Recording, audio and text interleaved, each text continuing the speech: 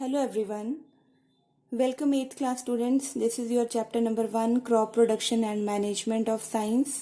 इससे पहले की वीडियो में मैंने आपको इम्पॉर्टेंट टर्म्स दी थी इस चैप्टर की. आई होप आप सबने वो इम्पॉर्टेंट टर्म्स अच्छे से समझ ली होंगी. इस चैप्टर को पढ़ने से पहले मैं आपको थोड़ा सा क्लियर कर दूं कि हम क्रॉप्स के बारे में पढ़ने जा रहे हैं, क्रॉप प्रोडक्शन के बारे में, और किस तरह से हम उसको मैनेज करके रख सकते हैं आफ्टर हार्वेस्टिंग. ओके, तो यहाँ कुछ ऐसे क्वेश्चंस मैंने लिखे हैं पेंसिल से ऊपर, जिनके आंसर्स आप इजीली दे दोगे चैप्टर को पढ़ने के बाद. हर पेज पे आपको ऐसे क्वेश्चंस मिलेंगे ताकि आपको आसानी हो कि आपने किस तरह से आंसर करना है हर चीज का. क्वेश्चन नंबर 1 में पूछा गया है आपसे, where and how we use khurpi, sickle, shovel and plough. ये टूल्स हैं जिनको हम कहाँ यूज कर सकते हैं. Where do animals get their food from. Animals अपना खाना कहाँ से मिलता है उनको खाना. From where they get their food. Question number 3, why do we had to eat food. हमें खाना खाने की जरूरत क्यों है. What is the purpose of eating food. Next question number 4, how can we provide food to large number of people in our country. आप सबको पता है कि हम सब फार्मिंग नहीं करते, है ना. बहुत कम ऐसा पॉपुलेशन का हिस्सा है जो फार्मर्स हैं, जो हमारे लिए फूड प्रोड्यूस करते हैं. तो कैसे हम इतनी बड़ी पॉपुलेशन के लिए फूड प्रोवाइड करते हैं, ये हम इस चैप्टर में पढ़ेंगे. क्वेश्चन नंबर 5 में आपसे पूछा है, हाउ वॉज एग्रीकल्चर बॉर्न. खेती का जन्म कैसे हुआ था, कैसे खेती स्टार्ट हुई थी.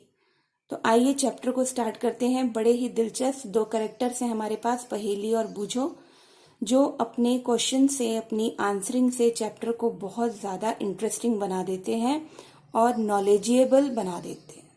उनके क्वेश्चंस का आंसर देते हुए हम बहुत सारी एक्स्ट्रा चीजें भी समझ लेते हैं, कंटेंट भी समझ लेते हैं. तो देखिए ये पहेली एंड बूझो क्या कमाल दिखाते हैं इस चैप्टर में. आपकी पूरी एनसीईआरटी की बुक में ये हमारा साथ देने वाले हैं. तो बेटा ध्यान से समझेंगे, सभी बच्चे ध्यान देंगे. Paheli and Boojho went to their uncle's house. कब गए वो. During the summer vacation. Now in their uncle's house they see some tools. Okay, their uncle is a farmer. Agriculture is the occupation of their uncle. So one day they saw some tools like खुरपी, sickle, shovel, प्लो. ये सब उन्होंने कहाँ देखा. ये सब उन्होंने देखा अंकल्स के फार्म में, अंकल्स के फील्ड्स में. नाउ बूझो के मन में एक क्वेश्चन आया, I want to know where and how we use these tools. बूझो कहता है कि मैं ये जानना चाहता हूं कि हम कहां पर ये टूल्स यूज कर सकते हैं. You have learned that all living organisms require food. आप सभी बच्चों ने ये चीज अपनी 7th क्लास में पढ़ी है कि हमको फूड चाहिए, है ना. सभी ऑर्गेनिजम्स को फूड चाहिए. तो ये फूड आता कहाँ से है. Plants can make their food themselves. Plants तो अपना खाना खुद बना लेते हैं, इनफैक्ट हमें भी देते हैं in the form of vegetables, grains, fruits. Can you recall how green plant synthesize their own food. बिल्कुल आपको याद है किस तरह से ग्रीन प्लांट सिंथेसाइज करते हैं उनका अपना खाना by the process of photosynthesis. Now animals including humans can not make their own food. ये बहुत इंपॉर्टेंट बात है जिसको मैंने हाईलाइट भी किया है, आप भी अंडरलाइन कर लोगे. जो एनिमल्स हैं बेटा, जिसमें हम लोग भी आते हैं, human beings. As you know we are social animal कहा जाता है हमें. हम लोग अपना खाना खुद नहीं ना बना सकते. So where do animals get their food from. तो हम सभी एनिमल्स कहाँ से खाना हमें मिलता है, कौन सा सोर्स है खाने का. But first of all, why do we have to eat food. वही क्वेश्चंस जो मैंने ऊपर लिखे हैं, ये आपकी एनसीईआरटी भी आपसे पूछ रही है कि हमें खाना खाना ही क्यों है. तो हमें क्यों खाना खाना है. To get energy. ताकि हमें क्या मिले, एनर्जी मिले, क्योंकि एनर्जी हमें चाहिए जिंदा रहने के लिए, टू परफॉर्म वेरियस फंक्शंस. तो आप इस आंसर्स को कैसे लिख सकते हो. We have to eat food to get energy to perform various functions for the maintenance of our body, for the proper functioning of organs. तो इन वजह से हम सभी को, जितने भी organisms हैं, we need food. Now you already know that energy from the food is utilized by organisms for carrying out their various body functions, such as digestion के लिए एनर्जी चाहिए, रेस्पिरेशन के लिए चाहिए, एक्सक्रीशन के लिए चाहिए. We get our food from plants और एनिमल्स और बोथ, मतलब प्लांट्स, एनिमल्स और दोनों से ही हमें क्या मिलती है, हमारा जो फूड है. अगर हम लोग वेजिटेरियन हैं तो हम प्लांट प्रोडक्ट्स खाते हैं, और अगर हम नॉन वेजिटेरियन हैं तो हम प्लांट्स के साथ साथ एग्स, है ना, flesh, goat meat, then fish, ये सब लेते हैं, या फिर हम दोनों ही चीजें खाते हैं. तो इस तरह से we all get our food from plants और एनिमल्स. ओके, नाउ बूझो के दिमाग में एक और क्वेश्चन आता है. वो क्वेश्चन क्या है? Since we all need food, how can we provide food to a large number of people in our country? वही क्वेश्चंस हैं जो मैंने ऊपर लिखे थे कि हम सबको खाना चाहिए. तो इतनी ज्यादा पॉपुलेशन है हमारी कंट्री की, इंडिया की, तो सबको कैसे मिलता है, ये उसके माइंड में क्वेश्चन आया. तो इसका आंसर देती है पहेली. पहेली क्या कहती है? देखिए, food has to be produced on a large scale. खाना तभी सबको पूरा होगा अगर ये लार्ज स्केल में प्रोड्यूस होगा. तो आ गई ना यहाँ पर बात क्रॉप प्रोडक्शन की. क्रॉप प्रोडक्शन की क्यों जरूरत है? क्योंकि लार्ज नंबर ऑफ पीपल है हमारी कंट्री में जिनको हमें फूड प्रोवाइड करना है. In order to provide food for a large population, regular production, proper management and distribution is necessary. तो यहां पर आपका एक बहुत इंपॉर्टेंट क्वेश्चन बनता है. In order to provide food for a large population, what is necessary? Okay, listen carefully. फिर से ध्यान से सुनेंगे. क्वेश्चन क्या बना? In order to provide food for a large population, what is necessary? क्या जरूरी है? तो नंबर 1, रेगुलर प्रोडक्शन, यानी क्रॉप की प्रोडक्शन रेगुलर होनी चाहिए through out the year. Proper management, और जो हमें क्रॉप प्रोडक्ट मिला है उसकी प्रॉपर मैनेजमेंट हो ताकि वो खराब ना हो, उसको अच्छे से स्टोर किया जाए. एंड डिस्ट्रीब्यूशन इज नेसेसरी, और जहां जरूरत है वहां पर वो अवेलेबल भी होना चाहिए.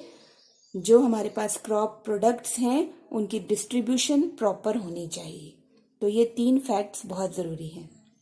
नेक्स्ट देखो बेटा, 1.1 में एग्रीकल्चरल प्रैक्टिसेस की बात करेंगे हम. अब यहां पर थोड़ी सी हिस्ट्री बताई गई है. आइए देखते हैं इस बॉक्स में क्या लिखा है. Till 10,000 BCE, before Christ era, people were nomadic. Nomadic का मतलब क्या होता है? खाना बदोश, जिनका कोई घर नहीं होता, है ना. पत्तों के कपड़े पहनते हैं, यहाँ वहां घूमते हैं, जो मिल गया खा लिया, फिर आगे चल पड़े खाने की तलाश में. They were wandering in groups from place to place in search of food and shelter. जगह जगह वो लोग घूम रहे. वेंडरिंग का मतलब घूमना, है ना. बिना किसी मकसद के इधर उधर घूम रहे हैं. किसकी तलाश में? In search of food and shelter, ताकि उनको रहने के लिए कोई जगह मिल जाए और खाने के लिए फूड मिल जाए. They eat raw fruits and vegetables. वो कच्ची सब्जियां खाते हैं, फल खाते हैं. And started hunting animals for food, और एनिमल्स का शिकार करते हैं, जानवरों का, अपने फूड के लिए. Later they could cultivate land and produce rice, wheat and other food crops. धीरे धीरे क्या हुआ? दे कुड कल्टिवेट, अब वो कर सकते थे, पैदा कर सकते थे लैंड पे क्या? Rice, wheat and other food crops. दस वॉज बॉर्न एग्रीकल्चर. तो ये आपका क्वेश्चन जो यहाँ पे मैंने पूछा था, how was agriculture born, this is the answer of this question. कि किस तरह से एग्रीकल्चर ने जन्म लिया था, खेती की जो खोज है वो कैसे हुई थी। Now next is when plants of the same kind are cultivated at one place on a large scale, it is called a crop. तो what is a crop? मेरी previous वीडियो में जो important term थी, उस important term में मैंने एक crop word भी दिया था आपको, कि जब हम plants को, कैसे हो वो plants, ध्यान देंगे यहाँ पर same kind, ये नहीं कि अलग अलग टाइप के, सेम काइंड के प्लांट्स होंगे, उनको जब हम कल्टीवेट करेंगे, ग्रो करेंगे एट वन प्लेस, एक ही जगह पे, ऑन लार्ज स्केल, बहुत बड़ी मात्रा में, it is called a crop. Okay, same kinds of plants are cultivated और grown at one place on a large scale, this is known as crop. ये आपको अपने माइंड में रखना है, इसे लर्न करना है। For example, crop of wheat means that all the plants grown in a field are that of wheat। जो बच्चे विलेजेस को बिलोंग करते हैं या जिन्होंने व्हीट फील्ड देखे हैं, उन्हें मालूम है कि किस तरह से सेम काइंड व्हीट प्लांट जो है लार्ज एरिया पर ग्रो किया जाता है फील्ड में, बड़े बड़े फार्म्स में। Now you already know that crops are of different types, like अब क्रॉप्स की भी डिफरेंट टाइप्स हैं। What are the different types of crops? Cereals, vegetables, fruits. तो एक क्वेश्चन हमारा यहाँ पे भी बनता है, what are the different types of crops? They are cereals, vegetables and fruits. These can be classified on the basis of the season in which they grow. जिस season में वो ग्रो करते हैं उसके हिसाब से उनकी क्लासिफिकेशन होती है। तो यहाँ पर एक छोटा सा क्वेश्चन बनता है, on what basis the classification of crops takes place? That is on the basis of the season in which they grow. कि किस मौसम में उनकी ग्रोथ हो रही है, वो जर्मिनेट हो रहे। Now India is a vast country, आप सब जानते हैं अच्छे से। The climatic conditions like temperature, humidity and rainfall vary from one region to another. यानी जब हम इंडिया की बात करते हैं, इतने बड़े कंट्री की बात कर रहे हैं हम लोग, तो यहाँ पर अलग अलग स्टेट्स में, अलग अलग रीजन में, नॉर्थ, साउथ, ईस्ट, वेस्ट में इंडिया में आपको अलग अलग टाइप का टेम्परेचर मिल जाएगा। कैसे? आप जम्मू कश्मीर जाइए, आपको कोल्ड टेम्परेचर मिलेगा, ठीक है। राजस्थान जाइए, वेरी हॉट टेम्परेचर। तो इस तरह से आप अगर ईस्ट में जाते हैं तो आपको वहां पे ह्यूमिडिटी और मॉइस्चर मिलेगा, क्योंकि वहां पे पूरा साल बारिशें होती रहती हैं, है ना, रेनी वेदर रहता है। इस तरह से आप देखोगे कि इंडिया जैसी वास्ट कंट्री में ये सारे के सारे क्लाइमेटिक कंडीशंस जो हैं, जैसे कि टेम्परेचर, ह्यूमिडिटी और रेनफॉल, ये वेरी करता है, अलग अलग है। एक रीजन में कुछ है, दूसरे में कुछ है। Accordingly there is a rich variety of crops grown in different parts of the country. अब different parts of the country में भी अलग अलग वैरायटी क्रॉप्स की ग्रो की जाती है, क्योंकि क्लाइमेटिक कंडीशंस डिफरेंट है। डिस्पाइट दिस डाइवर्सिटी, डाइवर्सिटी का मतलब क्या होता है? भिन्नता, अलग अलग, है ना, differences. Two broad cropping patterns can be identified. हमने दो जो क्लासिफिकेशंस हैं क्रॉप्स की आइडेंटिफाई की, one is kharif crop and other is rabi crop. तो हम देखेंगे कि खरीफ क्रॉप्स क्या होती हैं और रबी क्रॉप्स क्या होती हैं।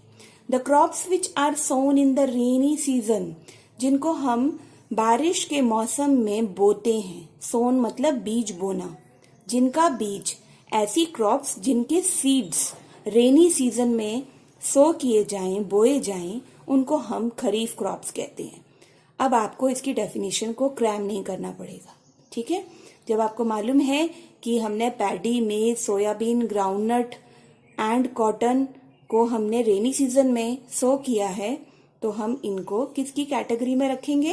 खरीफ क्रॉप्स की। और ये रेनी सीजन आप सब जानते हैं इंडिया में जून टू सितंबर तक होता है। इसी तरह से रबी क्रॉप्स हैं, तो रबी क्रॉप्स में आप याद रखोगे कि इनके सीड्स हमने अक्टूबर टू मार्च में सो करनी है, ओके, जो कि विंटर सीजन होता है, जिसमें आपका आता है wheat, gram, P, mustard and linseed. तो ये दोनों ही डेफिनेशंस आपको एग्जामिनेशन पॉइंट ऑफ व्यू से बहुत ज्यादा इंपॉर्टेंट है। तो खरीफ क्रॉप्स को जैसे ही दिमाग में रखोगे तो रेनी सीजन में जो सीड्स आपने सो किए हैं वो क्रॉप्स आपको खरीफ क्रॉप्स बोली जाएंगी, जिसके एग्जाम्पल्स भी आपने याद रखने हैं। इसी तरह से विंटर सीजन की जो क्रॉप्स हैं उनको हम रबी क्रॉप्स कहते हैं। Besides these pulses and vegetables are grown during summer at many places. Basic practices of crop production पढ़ेंगे हम आगे 1.2 में। तो यहाँ पर लिस्ट ऑल एग्रीकल्चरल प्रैक्टिसेस, ठीक है। तो जितनी भी एग्रीकल्चरल प्रैक्टिसेस हैं उनकी आपने एक लिस्ट बना लेनी है, लिखना है। बूझो का क्वेश्चन क्या है, why paddy cannot be grown in the winter season, कि पैडी को हम खरीफ क्रॉप बोल रहे हैं, विंटर सीजन में क्यों नहीं ग्रो कर सकते हम इसे। Why paddy cannot be grown in winter season? Okay, this is question. ये बूझो का क्वेश्चन है। तो देखिए पहेली क्या कहती है, अरे पैडी को बहुत सारा पानी चाहिए, तो अगर विंटर सीजन में ग्रो किया तो पानी कहां से आएगा। Therefore it is grown only in the rainy season. यही कारण है। हमने पहले भी कहा ना कि क्लाइमेटिक कंडीशंस के अकॉर्डिंग ही हम क्लासिफाई करते हैं कि कौन सी जो क्रॉप है वो कब ग्रो करनी है। Okay, now cultivation of crops involve several activities. अगर हम कल्टीवेशन की बात करते हैं ना क्रॉप्स की, तो बहुत सारी एक्टिविटीज जो हैं फार्मर्स जो हैं अडॉप्ट करते हैं। कैसे? You may find that these activities are similar to those carried out by a gardener और even by you when you grow ornamental plants in your house. आप लोग भी तो वेरियस प्रैक्टिसेस यूज करते हो ना जब अपने गार्डन में काम करते हो। दीज एक्टिविटीज और task are referred to as agricultural practices. इनको हम कहते हैं agricultural practices which are listed below, जिनकी लिस्ट नीचे है सारी। प्रेपरेशन ऑफ सॉइल, मिट्टी को बनाना, फिर उसमें सीड सो करना, उसके बाद उसमें मैन्योर और फर्टिलाइजर्स को ऐड करना ताकि सॉइल फर्टाइल हो। वाटरिंग को हम बोलते हैं इरिगेशन, वाटर सप्लाई जो हम उसकी ग्रोथ के लिए, आप जानते हैं अच्छे से प्लांट्स बिना पानी के ग्रो नहीं कर सकते, तो उस प्रोसेस को हम इरिगेशन बोलते हैं। और इसकी डेफिनेशन मैंने आपको इंपॉर्टेंट टर्म्स में दी है अपने प्रीवियस वीडियो में, आप देख सकते हो। प्रोटेक्टिंग फ्रॉम वीड्स जो अनवांटेड प्लांट्स है हमें नहीं चाहिए, उससे प्रोटेक्शन जरूरी है। हार्वेस्टिंग की भी मैंने डेफिनेशन आपको दी हुई है अपनी प्रीवियस वीडियो में, कि जब मैच्योर क्रॉप को हम कट करते हैं उसको हम हार्वेस्टिंग बोलते हैं। देन सबसे इंपॉर्टेंट उसकी मैनेजमेंट, स्टोरेज कैसी हो। Okay, now next is preparation of soil. Soil की प्रेपरेशन कैसे होनी है, तो दिस इज वेरी इंपॉर्टेंट। इसका अलग से क्वेश्चन भी आ सकता है। आपको एग्रीकल्चर प्रैक्टिसेस एक साथ भी पूछी जा सकती हैं, तो आपने 7 की 7 लर्न करनी है। देन अगर आपको अलग से क्वेश्चन आता है कि प्रेपरेशन ऑफ सॉइल पर आप आंसर लिखिए, तो आप कैसे लिखोगे। The preparation of soil is the first step before growing a crop. जब आप एक क्रॉप को ग्रो करते हो तो फर्स्ट स्टेप है प्रेपरेशन ऑफ सॉइल। अगर आपकी सॉइल तैयार नहीं है ना, तो आप कैसे सीड उसमें ग्रो करोगे। One of the most important task in agriculture is to turn the soil and loosen it. This allows the roots to penetrate deep into the soil. जब आप सॉइल को अच्छे से प्रिपेयर करते हो ना, उसे लूज करते हो, तो उससे फायदा क्या होता है। What happens after preparation of soil, what is the advantage. तो एडवांटेज क्या है इसका, roots penetrate deep into the soil. जो क्रॉप की रूट्स हैं वो सॉइल में डीप जाएंगी। The loose soil allows the roots to breathe. और जो हमने सॉइल को लूज किया है उसका एडवांटेज क्या है बेटा, आपकी जो रूट्स हैं वो ब्रीथ करती हैं। आपको मालूम है ना, रेस्पिरेशन करते हैं प्लांट्स, तो उसमें एयर जो है वो जाएगी। Even when they go deep into the soil, अगर वो मिट्टी में नीचे भी चले गए हैं तो लूज सॉइल होने के कारण जो एयर है वो रूट्स को ब्रीदिंग में हेल्प करेगी। Why does the loosening of soil allow the roots to breathe easily? अब यहाँ पर क्वेश्चन है आपका, आपने कोई भी क्वेश्चन नहीं छोड़ना कि जब हम सॉइल को लूजन करते हैं, ढीला करते हैं उसको, है ना, तो वो किस तरह से हेल्प करता है रूट्स की ब्रीथ करने में। तो बेटा इसका आंसर बिल्कुल नीचे दिया हुआ है यहाँ पे। The लूजन soil helps in the growth of earthworms.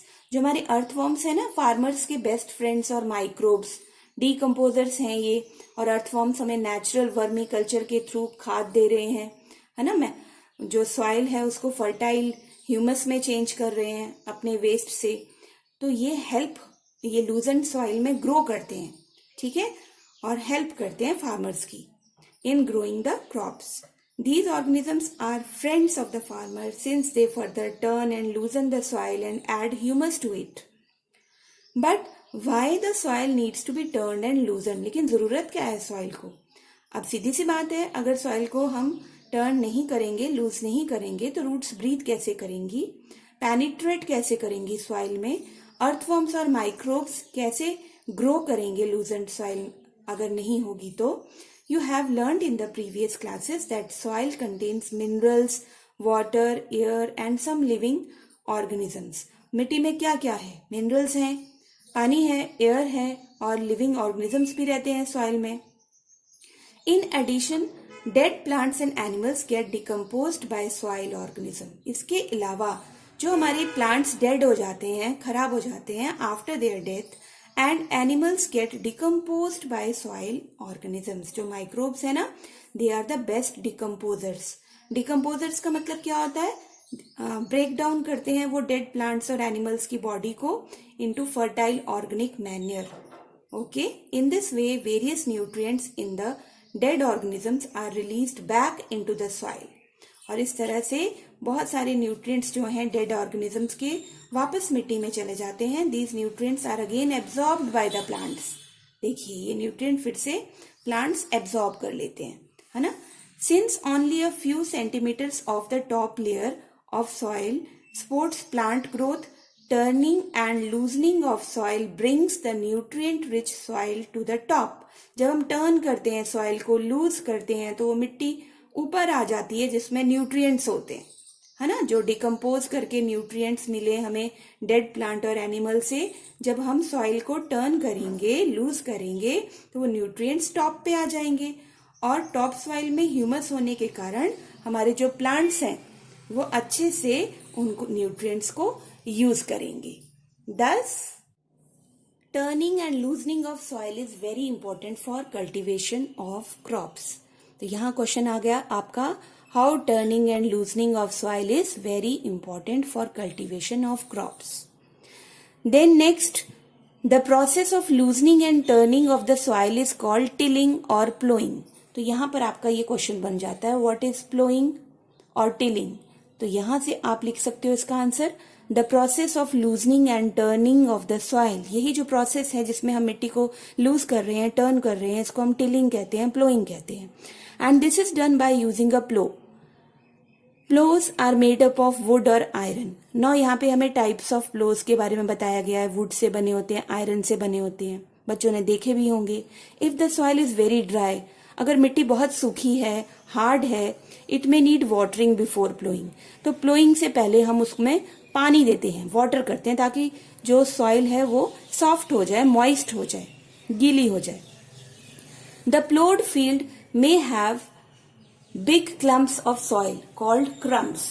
जो आपने प्लो किया है फील्ड, उसमें बड़े बड़े क्लम्प्स हो सकते हैं सॉइल के. क्लम्प्स ऑफ सॉइल मतलब मिट्टी के ढेले, है ना.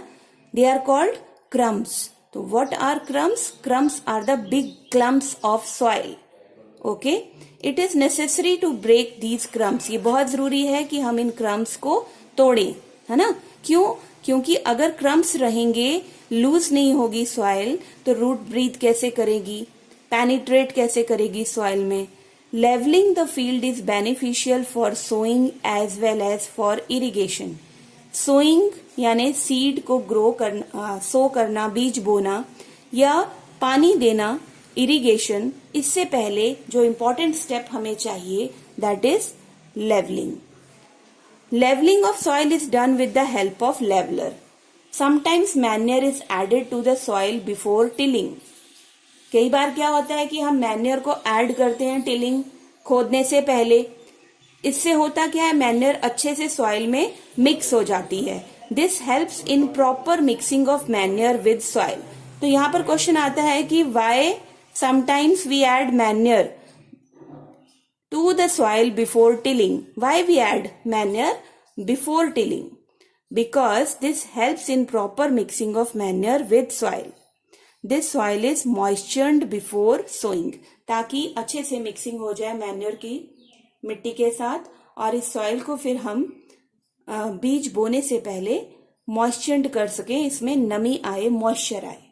Okay. Now next are agricultural implements. Implements की बात करेंगे हम. खेती में कौन कौन से टूल्स यूज होते हैं, है ना. इम्प्लीमेंट्स का मतलब हम यहाँ पे लिख लेते हैं टूल्स। बिल्कुल भी कंफ्यूज नहीं होना है, आराम से समझिए चैप्टर को, बहुत इजी चैप्टर है, स्कोरिंग है। एग्रीकल्चरल इम्प्लीमेंट्स का मतलब है खेती में यूज होने वाले, एग्रीकल्चर में यूज होने वाले tools. Before sowing the seeds it is necessary to break soil clumps to get better yield, है ना, अच्छी यील्ड। यील्ड का मतलब क्या होता है? प्रोडक्शन। ओके, अच्छा प्रोडक्शन मिले तो सीड बोने से पहले मिट्टी के जो क्लम्स हैं, बड़े बड़े ढेले हैं, उनको तोड़ना बहुत जरूरी है। This is done with the help of various tools. अब इसके लिए हम बहुत सारे टूल्स यूज करते हैं। कैसे? Plough, hoe, cultivator. These tools are used to break the soil clumps for what? To get better yield. याद रखिएगा। देखिए यहाँ पिक्चर दिखाई है आपको प्लोइंग की, है ना।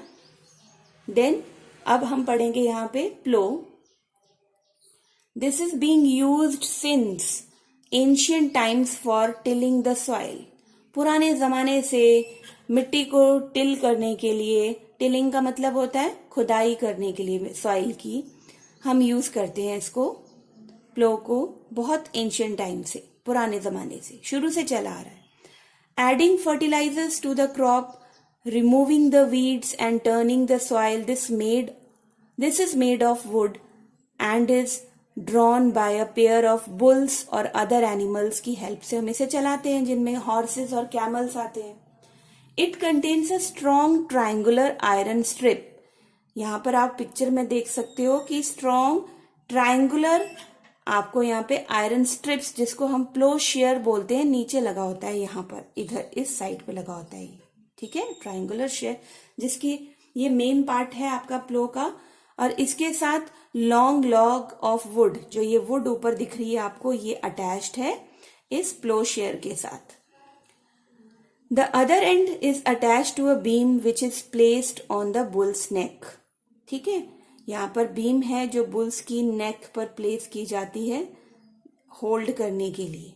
Okay, then one pair of bulls and a man can easily operate the plow, यानी a pair of bulls और एक आदमी, ये सफिशिएंट है प्लो को काम करने के लिए। ठीक है, देन ऑपरेट कर सकते हैं वो प्लो को, आराम से उससे काम ले सकते हैं। The indigenous wooden plough is increasingly being replaced by iron ploughs nowadays, है ना। इंडिजीनियस मतलब शुरू से देसी, जिसको देसी वर्ड यूज करूं मैं तो ज्यादा बेटर है। वुडन प्लो को रिप्लेस किसने किया है आज? आयरन प्लोस ने, है ना। जैसे ये देखो, यहां पर ये जो प्लो शेयर था इधर वुडन, यहां पर आपको मिलेगा प्लो शेयर इस तरह से, मेड अप ऑफ आयरन, है ना। तो प्लो शाफ्ट भी जो वुडन थी वो भी आयरन से बनी हुई है। नाउ नेक्स्ट इज हो। अब हो क्या है देखिए, it is a simple tool which is used for removing weeds. Weeds होते हैं बेटा अनवांटेड प्लांट्स, जिनकी जरूरत नहीं है हमें, जो मेन क्रॉप प्लांट्स की ग्रोथ में हिंड्रेंस क्रिएट करते हैं, उनकी ग्रोथ नहीं होने देते, क्योंकि उनके न्यूट्रिएंट्स, उनका पानी, उनका फूड, उनकी मैन्योर सब शेयर करते हैं वीड्स, है ना। तो इनको रिमूव करने के लिए जो टूल हम यूज करते हैं that is hoe. So what is the definition of hoe? It is a simple tool which is used for removing weeds and it is also used for loosening the soil. अब कैसा होता है ये? It has a long rod of wood or iron. A strong, broad and bent plate of iron is fixed to one of its ends and works like a blade. It is pulled by animals. It is pulled by animals. यहाँ पर आपको हो की picture बहुत सुंदर दिखाई गई है और ये डायग्राम आपने ड्रॉ भी करना है।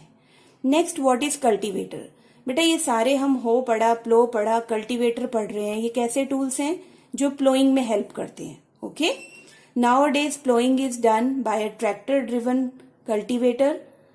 The use of cultivator saves labour and time. Ploughing अगर हम कल्टीवेटर से कर रहे हैं, इन दिनों मैक्सिमम प्लोइंग कल्टीवेटर से की जाती है। ट्रैक्टर इसको ड्राइव करता है कल्टीवेटर को। ये आपको पीछे कल्टीवेटर दिख रहा है यहाँ पर, जो प्लोइंग कर रहा है, टिलिंग कर रहा है, लूजनिंग कर रहा है सॉइल की. The use of cultivator saves labour and time. तो what is the advantage of cultivator? It saves labour, मेहनत बचा रहा है ये, एंड टाइम भी सेव कर रहा है कम टाइम में, क्योंकि ट्रैक्टर यूज कर रहे हैं तो जल्दी जल्दी हो रहा है. Next is 1.4 sowing. Now sowing is an important part of crop production. After plowing, sowing is an important part of crop production. Before sowing, good quality, clean and healthy seeds होना बहुत जरूरी है. अच्छी वैरायटी सिलेक्ट की जाती है. Farmers prefer करते हैं seeds which give high yield. ऐसे सीड्स जो बहुत ज्यादा क्रॉप्स प्रोड्यूस करें, अच्छी क्वालिटी हो, उनकी अच्छी क्वांटिटी हो. Okay. No selection of seeds.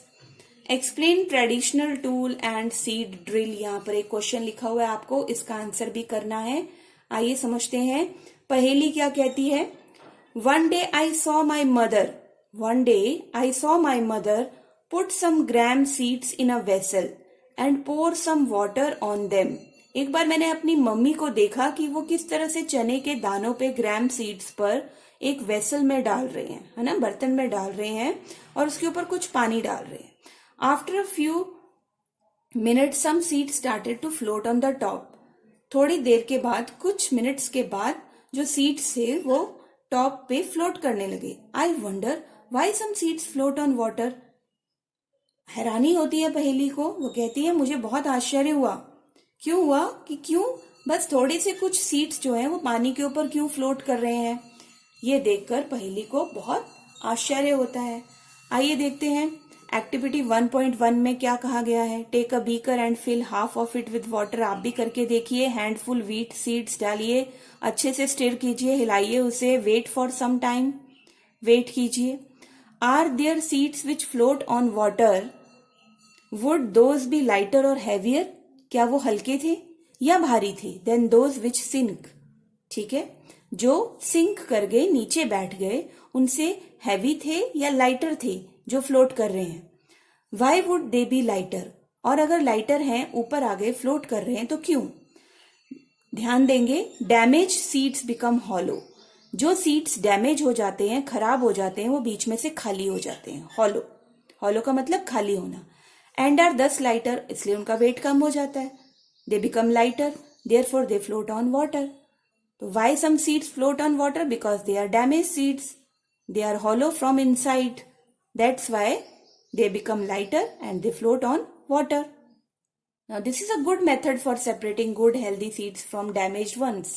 बड़ा अच्छा मेथड है ये, healthy seeds में से damaged seeds को निकालने का.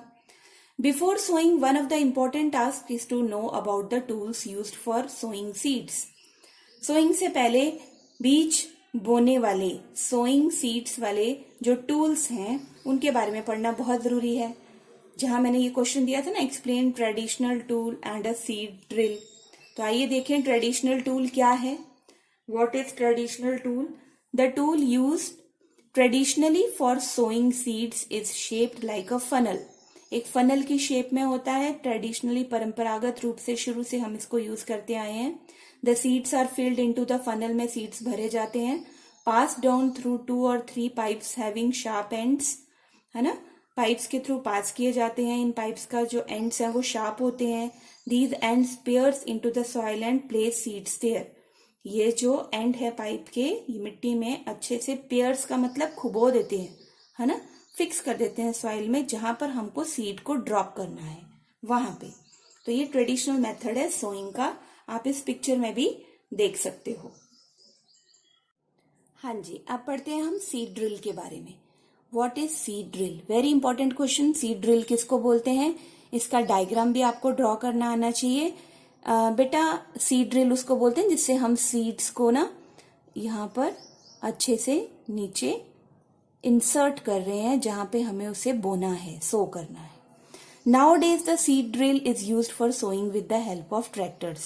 और हम ट्रैक्टर्स की हेल्प से सीड ड्रिल को यूज करते हैं for sowing the seeds. This sows the seeds uniformly at equal distance. देखो क्या फायदा है इसका सीड ड्रिल का. इक्वल डिस्टेंस पे हम सीड्स को ड्रॉप कर सकते हैं, प्रॉपर डेप्थ में जितने चाहिए. It ensures that seeds get covered by the soil after sowing, और ये इसकी भी गारंटी लेती है सीड ड्रिल कि सीड अच्छे से कवर हो गए हैं आफ्टर सोइंग, किससे, सॉइल से। This protect seeds from being eaten by birds, ताकि जो बर्ड्स हैं, पक्षी हैं, वो खा ना सके इन सीड्स को, है ना। तो बर्ड से बचा दिया, अच्छे से कवर भी कर दिया। Sowing by using seed drill saves time and labour. तो फनल के, ट्रेडिशनल फनल से अगर हम ना करें और सीड ड्रिल से करें तो ये हमारा टाइम भी बचाती है, it saves our time and labour also. Okay, क्योंकि टाइम कैसे बचाती है, सीड ड्रिल को ऑपरेट किसने करना है, ट्रैक्टर ने।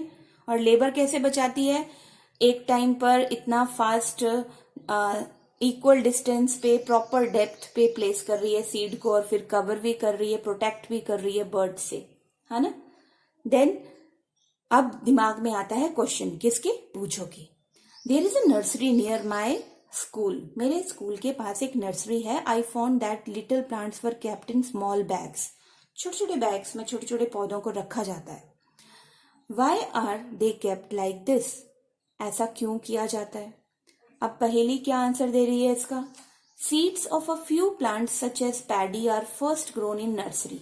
वो कहते हैं कुछ ऐसे प्लांट्स होते हैं बूझो, जिनको ना हम नर्सरी में ग्रो करते हैं, जैसे पैडी हो गया।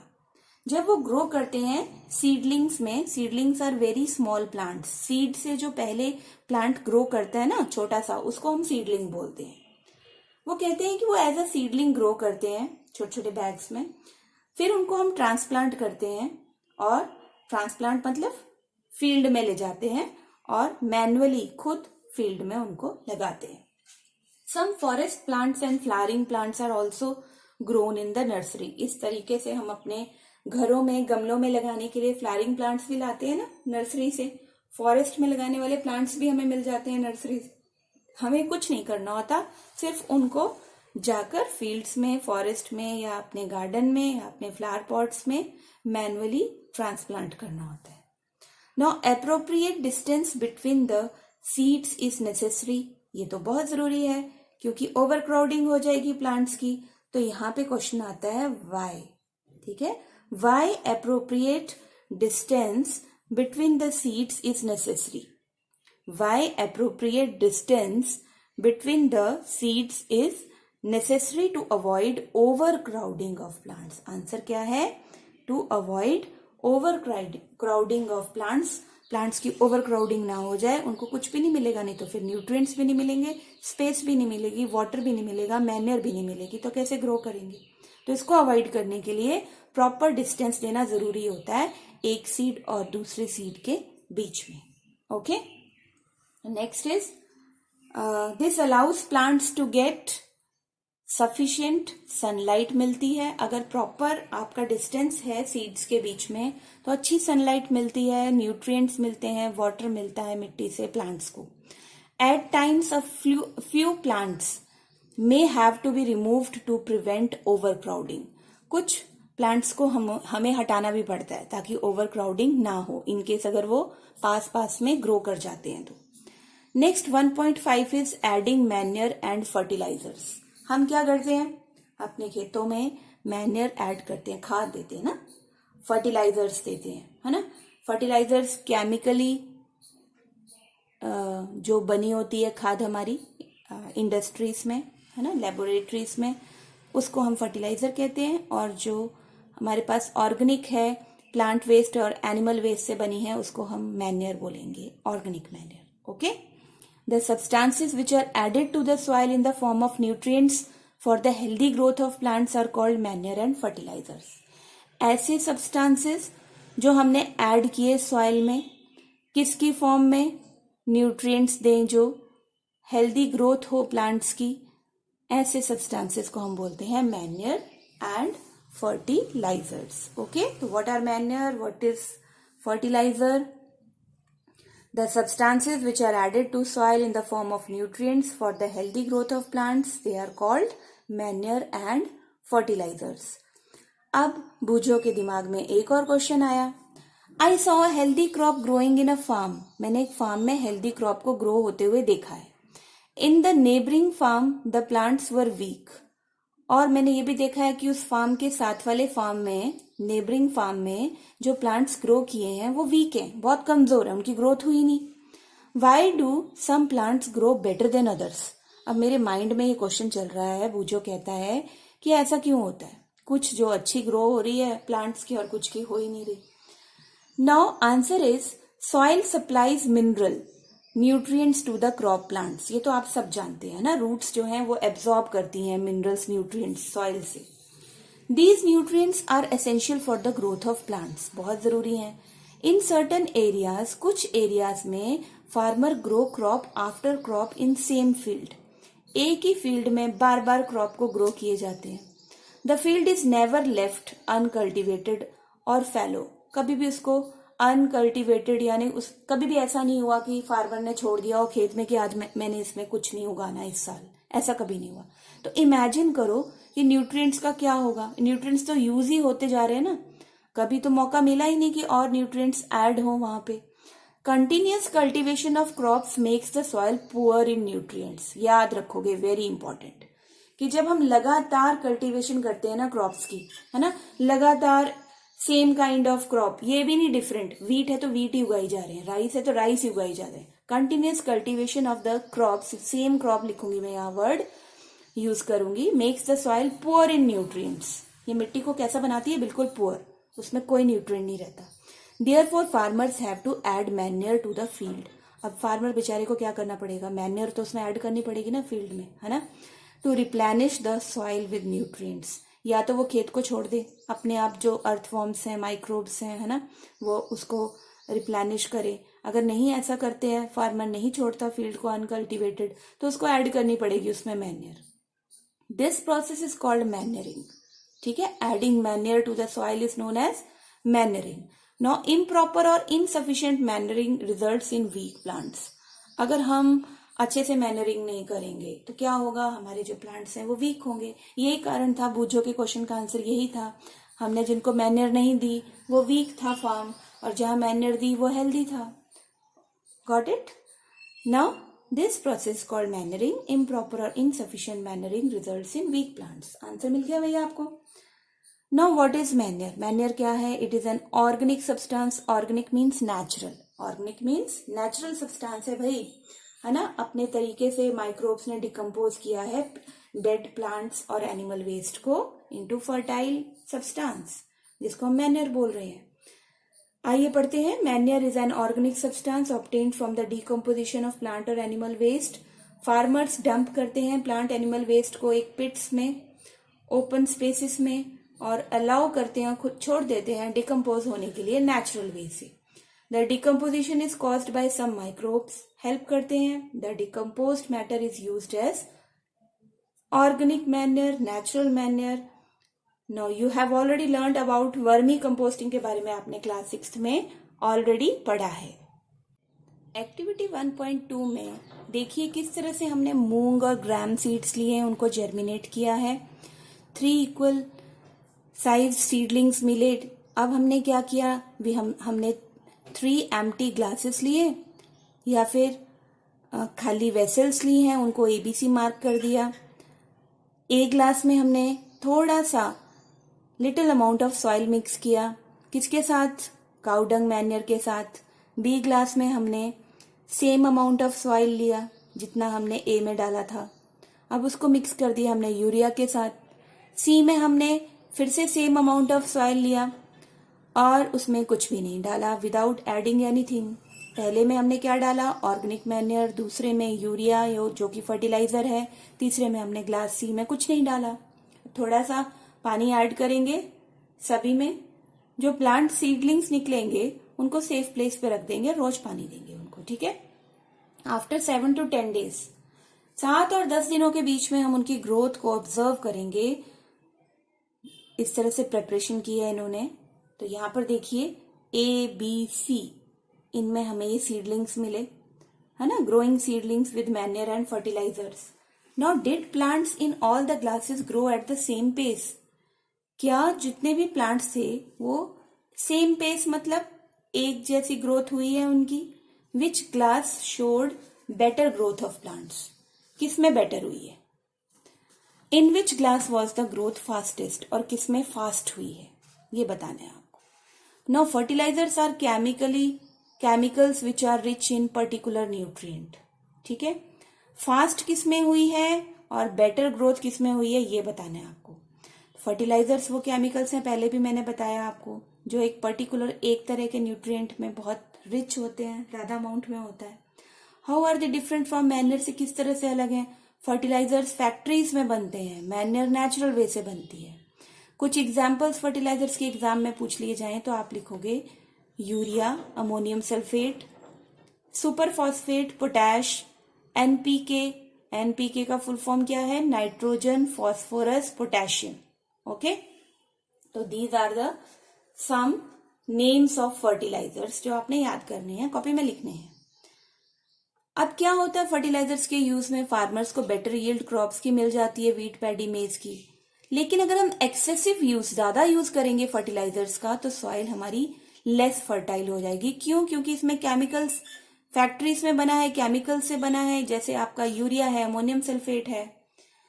तो इसमें क्या होगा, ये वाटर पॉल्यूशन कॉज करेगा। ठीक है, लगातार यूज करेंगे तो पहला डिसएडवांटेज हो गया हमारा, सॉइल फर्टाइल नहीं, कम हो जाएगी, है ना। क्यों? क्योंकि अर्थवर्म्स को मार देगा, वो सॉइल का टेक्सचर खराब कर देगा, फर्टिलाइजर केमिकल्स होते हैं। फिर बारिश के पानी से अगर वाटर बॉडीज में गया तो वाटर पॉल्यूशन करेगा। वाटर पॉल्यूशन करेगा क्यों? इसमें केमिकल्स होते हैं। इसलिए therefore in order to maintain the fertility of the soil we have to substitute fertilisers with organic manure, से हमें इसका सब्स्टिट्यूट निकालना है। फील्ड को अनकल्टिवेटेड छोड़ना है या 2 डिफरेंट क्रॉप्स लगानी है ताकि सॉइल फर्टाइल रहे। Now the use of manure improve soil texture. अब what are the advantages of manure over fertilisers, ये क्वेश्चन आपको आ जाता है। अगर हम मैन्योर का यूज करेंगे तो सॉइल टेक्सचर हमारा अच्छा होगा। वाटर रिटेनिंग कैपेसिटी क्या होती है बेटा, मिट्टी में कितनी क्षमता है पानी को पकड़ के रखने की, होल्ड करने की। It replenishes the soil with nutrients, मिट्टी को न्यूट्रिएंट्स भी मिलेंगे क्योंकि मैन्योर आ रही है, ऑर्गेनिक है, ये कुछ भी केमिकल नहीं है इसमें, made by decomposers like microbes, earthworms. Another method of replenishing the soil with nutrients is the crop rotation. Very important. अगर आप खाद भी नहीं देना चाहते, फर्टिलाइजर्स भी नहीं देना चाहते, तो कौन सा तरीका है जिससे आप मिट्टी को रिप्लेनिश कर सको, मिट्टी में न्यूट्रिएंट्स बढ़ा सको, उसको फर्टाइल बना सको, तो वो एकमात्र तरीका है भाई आपका क्रॉप रोटेशन का। जैसे कि इसका नाम है क्रॉप रोटेशन, आपने एक साल एक क्रॉप लगाई, अल्टरनेटली यानी दूसरे साल आप कोई दूसरी क्रॉप लगाओगे। तो जो नॉर्थ इंडिया के फार्मर्स होते हैं ना, वो लेग्यूम्स होती हैं, रूट्स में छोटे छोटे नोड्यूल्स होते हैं जहाँ पे नाइट्रोजन फिक्सिंग बैक्टीरिया होते हैं, राइजोबियम, जो आपने पिछली क्लास में पढ़ा हुआ है, जो नाइट्रोजन को फिक्स करते हैं। तो farmers are being encourage to adopt this practice. अगर वो इस तरह से ऐसी फसलें उगाते हैं टर्न वाइज अल्टरनेटली, तो नेचुरली सॉइल की जो टेक्सचर है, जो न्यूट्रिटिव वैल्यू है, वो बहुत फाइन हो जाएगी, बढ़िया किस्म की हो जाएगी। इन द प्रीवियस क्लासेस आपने राइजोबियम बैक्टीरिया के बारे में पढ़ा है, याद आ जाएगा आपको 7th class students. These are present in the nodules of roots of leguminous plants, है ना। जो नोड्यूल्स, जैसे ये रूट्स हैं, रूट्स के ऐसे नोड्यूल्स में प्रेजेंट है। ठीक है, क्योंकि इसको शेल्टर चाहता, बेचारे को घर चाहिए होता है रहने के लिए, तो रूट्स की नोड्यूल्स में ये रहता है। और काम क्या करता है, नाइट्रोजन को फिक्स करता है। दे फिक्स एटमॉस्फेरिक नाइट्रोजन, दे फिक्स एटमॉस्फेरिक नाइट्रोजन को वो फिक्स करते हैं। ओके, तो ये राइजोबियम का जो कंट्रीब्यूशन है ना, वो आपको याद रखना है। ओके, आइए अब बात करते हैं differences between fertiliser and manure. Fertiliser और मैन्योर में क्या डिफरेंस है, ये क्वेश्चन आपको एग्जाम में जरूर आता है। ध्यान से सुनेंगे, बहुत कुछ मैंने पहले भी समझा दिया आपको। पहला डिफरेंस है, फर्टिलाइजर मैनमेड है ना, नेचुरल नहीं है, ऑर्गेनिक नहीं है, इसको हम इनऑर्गेनिक सॉल्ट बोलेंगे, जो कहाँ बनाया गया है, फैक्ट्रीज में। अब ये कोई भी ह्यूमस नहीं देता सॉइल को, है ना, ह्यूमस यानी नेचुरल ऑर्गेनिक न्यूट्रिएंट्स जो हैं वो नहीं देता। फर्टिलाइजर्स बहुत ज्यादा रिच होते हैं, अमीर होते हैं, किसमें, पैसे में नहीं, नाइट्रोजन, फास्फोरस और पोटेशियम जैसे न्यूट्रिएंट्स में, इसीलिए फास्ट ग्रोथ होती है, बहुत जल्दी प्रोवाइड करता है। पर्टिकुलर टाइप के न्यूट्रिएंट में रिच होते हैं, है ना। दूसरी तरफ देखो, मैन्योर नेचुरल है, ऑर्गेनिक है। कैसे बना है? By the decomposition of cattle यानी एनिमल, काऊ आ गई इसमें, बफलो आ गया, उसके वेस्ट से, डंग से, एंड प्लांट रेजिड्यूज, जो डेड प्लांट्स हैं, लीव्स हैं, उनकी स्टेम्स हैं, ब्रांचेस हैं। मैन्योर फील्ड्स में बन रही है, पिट्स बनाए हुए हैं, कंपोस्ट बनाए हुए हैं, ओपन एरिया में डिपॉजिट किया हुआ है प्लांट और एनिमल वेस्ट, वहां पे बन रहा है, फैक्ट्रीज में नहीं बनता। Manure provides a lot of humus to the soil, मिट्टी को बहुत सारा ह्यूमस दे रहा है मैन्योर।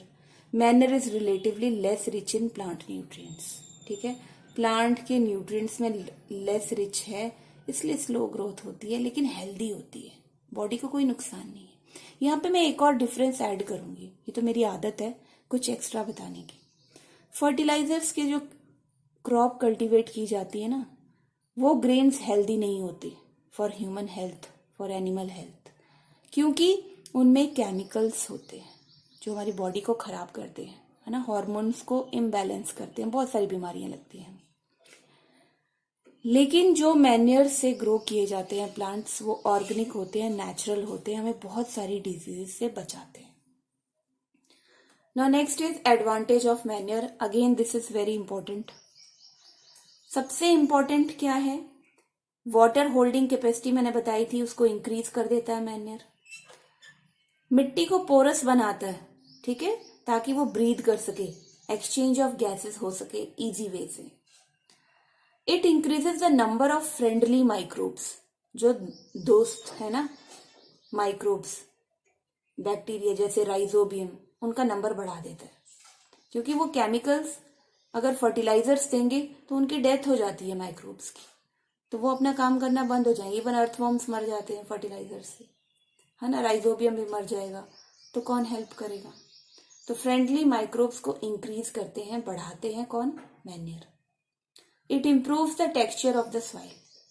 अब भाई जो मिट्टी का जो टेक्सचर है, टेक्सचर यानी फाइन पार्टिकल्स, उसको इंप्रूव करते हैं। Next is 1.6 irrigation. अब इरिगेशन का मतलब क्या है? पानी को क्या देंगे हम, सॉरी क्रॉप को हम क्या देंगे? पानी, वाटरिंग। ओके, आप थक गए हो तो वीडियो को पॉज करो, खाना पीना करो, रिफ्रेश हो जाओ और फ्रेश माइंड से फिर कंटिन्यू करो। ओके, तो this is our next topic 1.6 irrigation, जिसको आप हिंदी में बोलते हो सिंचाई, है ना। बहुत इंपॉर्टेंट है, इसके बिना क्रॉप प्रोडक्शन पॉसिबल नहीं है। अब क्यों नहीं है वो पढ़ेंगे।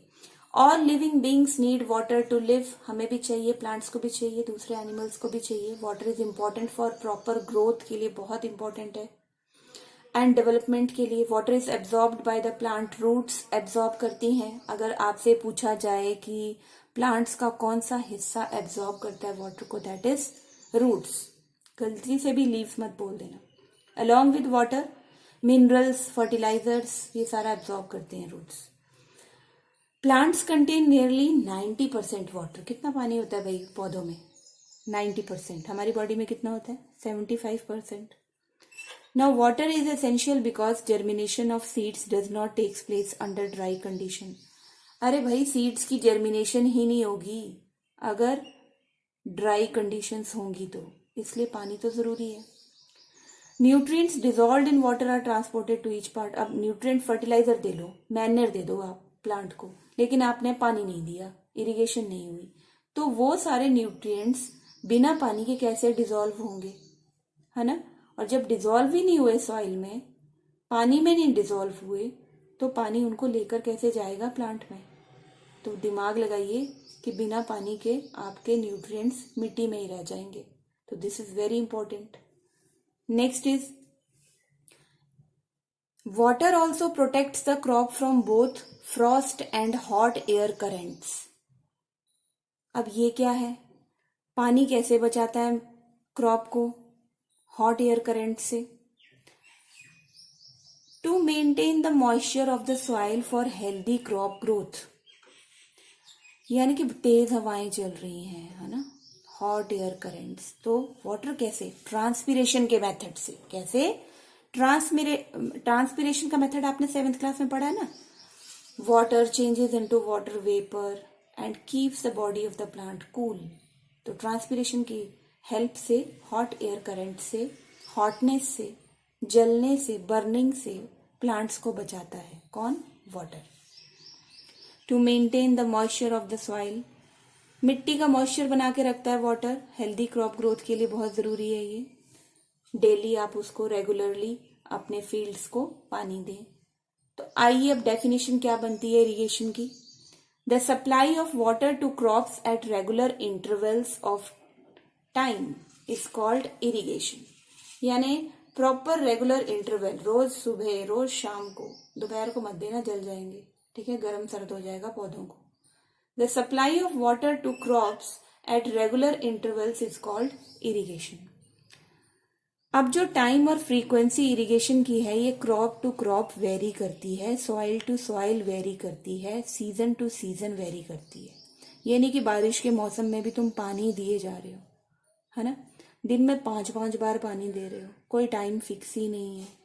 या आप वीट प्लांट को खूब सारा पानी दे रहे हो और पैडी को बहुत कम दे रहे हो, या दोनों को बराबर दे रहे हो। तो भाई नहीं, ऐसा नहीं है।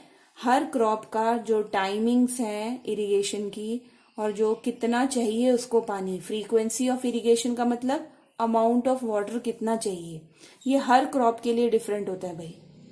किसी क्रॉप को ज्यादा चाहिए जैसे पैडी को, और वीट, रबी जो क्रॉप्स है उनको कम चाहिए, जो विंटर वाली है उनको कम चाहिए, खरीफ क्रॉप्स को ज्यादा चाहिए पानी।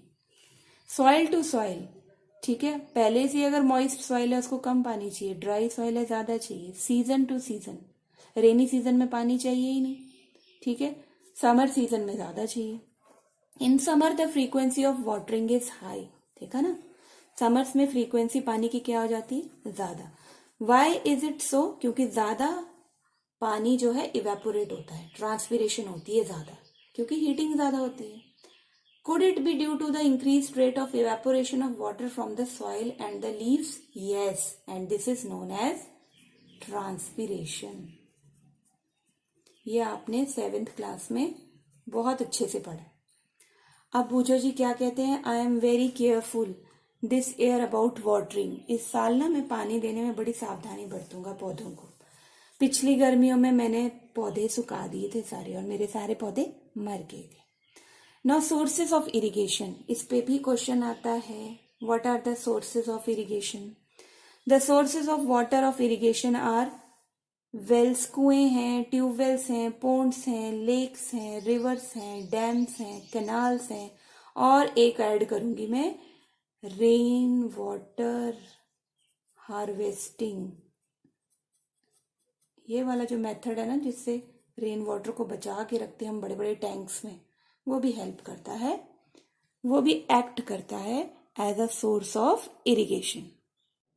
आइए अब देखते हैं, इस पिक्चर में देखिए 1.4 में मॉट लिखा हुआ है ना, यहाँ पे क्या होता है ये, है ना, रहट बोलते हो आप, जहां से पानी दिया जाता है। ट्रेडिशनल मेथड्स हैं इरिगेशन के, है ना, वेल्स में पानी है, लेक्स में है, कैनाल्स में है, डिफरेंट मेथड से लिफ्ट किया जाता है उसको, कैटल्स और ह्यूमन लेबर यूज किया जाता है। So these methods are cheaper, सस्ते हैं लेकिन लेस एफिशिएंट, और बहुत सारी लेबर चाहिए। तो what are the various traditional ways of irrigation? मोट, पुली सिस्टम बोलते हैं हम जिसको, चेन पंप, ठीक है, इनकी पिक्चर्स बनी हुई हैं, देखली एंड रहट। मोट, चेन पंप, देखली एंड रहट, ये पिक्चर्स बनी हुई हैं। These are the traditional ways of giving water, traditional ways of irrigation. Pumps are commonly used for lifting water. Diesel, biogas, electricity and solar energy is used to run these pumps. Commonly पानी को lift करने के लिए pumps use किए जाते हैं। Diesel, biogas और electricity वो सोर्स है, या सोलर एनर्जी वो सोर्स है जो इन पंप्स को रन करने में हेल्प करती है। अब यहाँ बच्चे देखिए, मॉडर्न मेथड्स ऑफ इरिगेशन बताए हैं, है ना। तो मॉडर्न मेथड्स ऑफ इरिगेशन क्या हैं जो हमें हेल्प करते हैं वाटर को इकोनॉमिकली यूज करना। इकोनॉमिकली यूज करना मतलब वाटर वाइज हैबिट्स, है ना, वेस्ट नहीं करना। The main methods used for as, अगर हम इकोनॉमिकली मेथड्स और वाटर वाइज हैबिट्स इरिगेशन की बात करें या मॉडर्न मेथड्स की बात करें तो हमें पानी को सेव करना तो बहुत जरूरी है ना। तो उसमें फर्स्ट हमारा मेथड आएगा sprinkle system. Okay, sprinkler system. Sprinkler system जैसे कि नाम है स्प्रिंकलर, स्प्रिंकलिंग होता है ना, shower type. This system is more useful on the uneven land. कहां पर ये सक्सेसफुल है? अनइवन लैंड, मतलब उबड़ खाबड़ जमीन पे, प्लेन नहीं, इस टाइप की जमीन, उबड़ खाबड़ ऊपर नीचे हो जो, है ना। The perpendicular pipes having rotating nozzles. Perpendicular pipes आप देखो यहाँ पे 90 डिग्री का एंगल बना रही है, परपेंडिकुलर पाइप्स हैं। ये परपेंडिकुलर पाइप्स लगी हुई है ना, देखो 90 डिग्री का एंगल बना रही है, ये पाइप्स हैं बेटा। यहां से पानी एक स्प्रिंकल की तरह, जैसे एक फाउंटेन में से निकलता है उस तरह से यहाँ नोजल्स लगी हुई हैं पाइप्स के हेड पे। 90 डिग्री की पाइप्स बनी हुई है एंगल बना के, इसके हेड पे यहाँ नोजल्स लगे हुए हैं जहां से पानी ऐसे स्प्रिंकल होके गिर रहा है। तो अनइवन लैंड, जो उबड़ खाबड़ लैंड है, इस तरह की लैंड है अनइवन, मतलब कि प्लेन नहीं है, इतना समझ लो। वहां पर अगर आपने कोई क्रॉप लगाई है तो बेस्ट मेथड है, इकोनॉमिकली बेस्ट मेथड है स्प्रिंकलर मेथड, ऐसी अनइवन लैंड पे इरिगेशन के लिए। Okay, now when water is allowed to flow through the main pipe under pressure, तो with the help of pump it escapes from a rotating nozzles. Pressure के साथ पानी को supply किया जाता है और पंप्स की हेल्प से पानी स्प्रिंकल किया जाता है। रोटेटिंग नोजल्स चारों दिशाओं में पानी को स्प्रिंकल करती हैं। It gets sprinkled on the crop as if it is raining, जैसे बारिश हो रही हो। Sprinkler is very useful for lawns, coffee plantation and several other crops. याद रखेंगे, लॉन्स के लिए, कॉफी प्लांटेशन के लिए और सेवरल अदर क्रॉप्स के लिए स्प्रिंकलर सिस्टम बहुत इंपॉर्टेंट है। Now next is second, drip system. अगर हम ड्रिप सिस्टम की बात करते हैं, in this system the water falls drop by drop. ठीक है, पानी कैसे गिरता है? Drop by drop, directly near the roots. बहुत ही अच्छा मेथड है पानी को बचाने का, यहाँ वहां पानी नहीं जा रहा। It is the best technique for watering fruit plants. याद रखेंगे, फ्रूट प्लांट्स को, गार्डन्स में ट्रीज को देने के लिए बेस्ट मेथड है। Water is not wasted at all, पानी बिल्कुल भी बर्बाद नहीं हो रहा, बूंद बूंद करके जड़ों में ही गिर रहा है। It is a boon in regions where availability of water is poor. भाई जहां पे पानी की अवेलेबिलिटी नहीं है उनके लिए ये वरदान है। ठीक है, कौन सा सिस्टम? Drip system. आइए बात करते हैं 1.7 प्रोटेक्शन फ्रॉम वीड्स की। पहले ही मैंने बात की है कि वीड्स क्या है बेटा? अनवांटेड प्लांट्स हैं जो हमें नहीं चाहिए। भूजो और पहेली पास के वीट के खेत में जाते हैं, वहां क्या देखते हैं? खेत में बहुत सारे प्लांट्स हैं वीट प्लांट्स के साथ साथ। तो बूझो क्वेश्चन करता है, have these other plants been planted purposefully? क्या दूसरे पौधे जो निकले हैं, क्या उनका भी कोई मकसद है, उनको भी ग्रो किया गया है? In a field many other undesirable, undesirable मतलब अनवांटेड, जिनकी जरूरत नहीं है, ऐसे प्लांट्स भी ग्रो कर जाते हैं नेचुरली अपने आप, है ना। तो ये अनडिजायरेबल प्लांट्स जो है, अनवांटेड प्लांट्स, इनको हम, जिनकी हमें कोई जरूरत नहीं है, इन्हें हम नाम दे देते हैं वीड्स का। तो what are weeds? Weeds are undesirable plants grown with the crop naturally. Okay, the removal of weed is called weeding. इन वीड्स को अगर हम रिमूव करें तो इसको हम क्या बोल देते हैं? Weeding. What is weeding? Weeding is a method of removal of weeds, है ना। वीड्स को रिमूव करने का एक तरीका जिसको हम वीडिंग बोलते हैं। क्यों जरूरी है? Why weeding is necessary? ताकि जो वीड्स हैं, अनवांटेड अनडिजायरेबल प्लांट्स हैं, वो कंपटीशन ना करें क्रॉप प्लांट्स के साथ। कैसा कंपटीशन? उनका पानी, उनके न्यूट्रिएंट्स, स्पेस, लाइट को शेयर ना करें, नहीं तो क्रॉप की ग्रोथ को इफेक्ट होगा। ओके, प्रॉपर ग्रोथ नहीं होगी।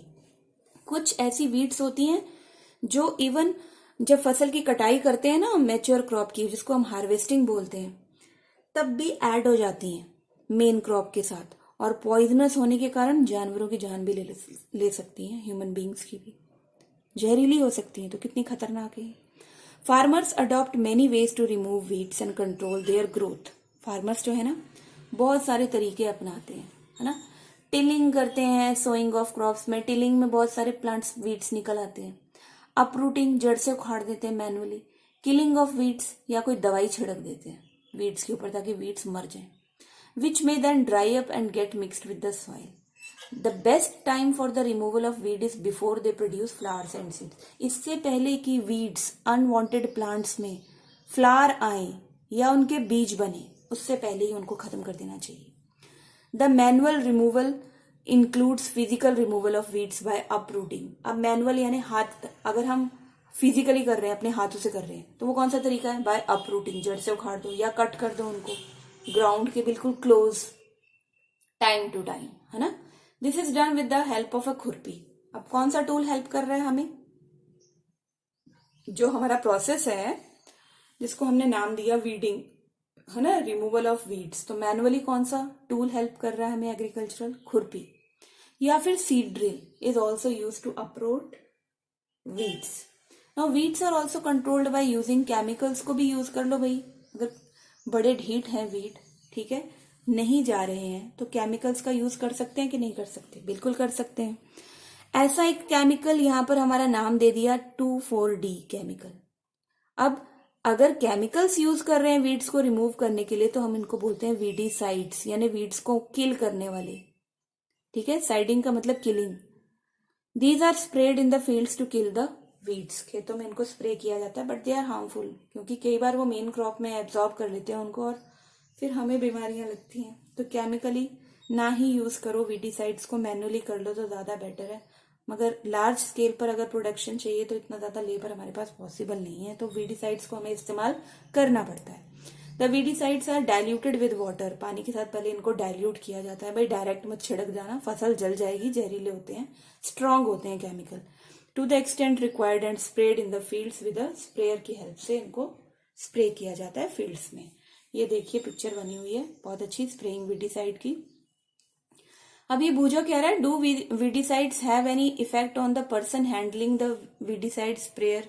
तो what does tilling before sowing help? Weedicides के लिए हेल्प कर रही है टिलिंग, है ना। ये क्वेश्चन मैंने लिखा है यहाँ पे, टिलिंग जो है वो हेल्प कर रही है हमें वीडिंग में, है ना। तो अब बूझो भी क्वेश्चन पूछ रहा है, वीडीसाइड्स का कोई इफेक्ट होता है इंसान के ऊपर जो स्प्रे कर रहा है? बिल्कुल होता है, इसलिए ग्लव्स पहनते हैं। एज ऑलरेडी मैंशनड, पहले ही मेंशन किया हुआ है, the weedicides are spread during the vegetative growth of weeds before flowering and seed formation. यानी फ्लावरिंग के सीजन से पहले या सीड फॉर्मेशन के पहले वीड्स को हटाना जरूरी है, पहले भी बात की है। स्प्रेइंग ऑफ वीडीसाइड्स में effect the health of farmers, so they should use these chemicals very carefully, है ना। They should cover their nose, को भी कवर करना है भाई, माउथ को भी कवर करना है एक कपड़े के साथ, और फिर स्प्रे करने हैं केमिकल्स ग्लव्स डाल के। यहाँ पे लिखा नहीं ग्लव्स डाल के, आप लिखोगे। Use of gloves is mandatory, जरूरी है। Next is harvesting 1.8 harvesting. I think storage के पहले वाला टॉपिक है हार्वेस्टिंग। अब फसल हमारी पक चुकी है, मैच्योर हो चुकी है। हार्वेस्टिंग का मतलब बहुत सिंपल है, cutting of crop after it is mature. Mature यानी पक चुकी है, अब और ग्रोथ नहीं होनी, हमारा जो ग्रेन्स है वो तैयार है, क्रॉप रेडी है, तो उसकी कटिंग को हम नाम दे देते हैं हार्वेस्टिंग। हार्वेस्टिंग में क्रॉप्स को पुल किया जाता है, कट किया जाता है ग्राउंड के साथ। 3 से 4 महीने लगते हैं एक सीरियल क्रॉप को मैच्योर होने में। ओके, मैच्योर होने में कितने मंथ लगता है, कितना टाइम? 3 to 4 month.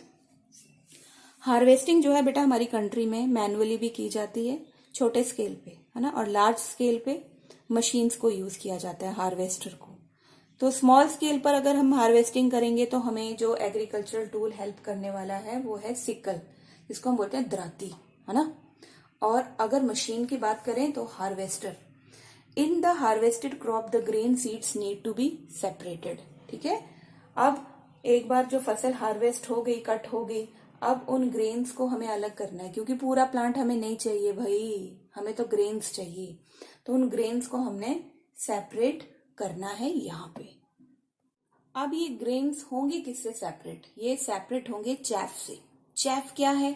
बाकी का हिस्सा प्लांट का, ठीक है, ग्रेन्स को छोड़ के। This process is called threshing. ये मैंने अपनी पिछली वीडियो में दी हुई है important term. What is threshing? This is carried out with the help of a machine called combine, ठीक है। कौन सी मशीन है भाई जो थ्रेशिंग में हमें हेल्प करती है? Combine, which is in fact a harvester as well as a thresher. जो हार्वेस्टर का भी काम करती है, कटिंग का भी और थ्रेशिंग का भी काम करती है, ग्रेन्स को अलग करने का। नाम याद रखोगे कंबाइन। ओके, अब पहेली के दिमाग में क्वेश्चन आ रहा है? नहीं, सीधा आंसर बोल रही है, वो एडवाइस दे रही है। व्हाट इज अ कंबाइन, यहाँ मैंने क्वेश्चन लिखा है, तो कंबाइन क्या है? Combine is a machine which helps in harvesting and threshing. Okay, अब पहेली जी क्या कह रही हैं? After harvesting sometimes stubs are left in the field which are burnt by farmers. Stubs क्या है भाई? रूट का हिस्सा, जो छोटा सा हिस्सा रह गया वहां पे क्रॉप का, उसको फार्मर्स जला देते हैं ना। पहेली को बहुत चिंता हो रही है। She knows that it causes pollution, इससे पोल्यूशन होता है भाई, पंजाब में तो बहुत होता है ना।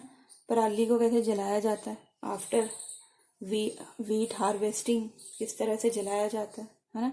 It may also catch fire, आग भी लग सकती है, क्रॉप डैमेज भी हो सकती है, लाइंग इन द फील्ड्स, जो अभी तक उठाई नहीं गई है। Now farmers with small holdings of land do the separation of grain and chaff by winnowing. Winnowing के मेथड से अब सेपरेशन होती है ग्रेन और चेफ की। आपको 6th क्लास में ये पढ़ाया गया है पहले भी। आइए देखते हैं हार्वेस्ट फेस्टिवल्स के बारे में, जानते हैं यहाँ पे, है ना, क्या कहते हैं festival. After 3 or 4 months of hard work there comes the day of the harvest, है ना। The site of golden fields, सुनहरे लहलहाते खेत, स्टैंडिंग क्रॉप है ना। फिल्स the hearts of the farmer with Joy, एक खुशी से भर देता है, एक सेंस, अच्छी वेलबींग की सेंस आती है। The efforts of the past season have borne fruit and it is the time to relax and enjoy a little. बहुत मेहनत कर ली भाई, अब एंजॉय कर लें, थोड़ा एंटरटेनमेंट हो जाए। The period of harvest is दस ऑफ अ ग्रेट जॉय, इसलिए जो हार्वेस्टिंग का पीरियड है ना, बहुत खुशी का टाइम है ये। And happiness in all parts of India, men and women celebrated with great enthusiasm। enthusiasm यानी दिल से खुश होता है जब कोई, देन दिल की खुशी को बोलते हैं enthusiasm। स्पेशल फेस्टिवल्स होते हैं, जैसे बिहू है आपका आसाम में, है ना, पोंगल है, बैसाखी है, होली है, दिवाली है, नवन्य है। ये सारे जो फेस्टिवल्स हैं, दीज आर हार्वेस्टिंग फेस्टिवल। भाई एग्जाम में आ सकता है, इसको ऐसे ना छोड़ियो, इंजॉय करते ही रह जाओ और पेपर में आ जाए ये क्वेश्चन कि what are the harvesting festival celebrated in India. तो ये नाम आपने वहां लिखने हैं, ठीक है। आप भी कहीं एंजॉय करते ना, इनको छोड़ दो, ये आपने करना है। नाउ लास्ट हमारा टॉपिक है 1.9 स्टोरेज।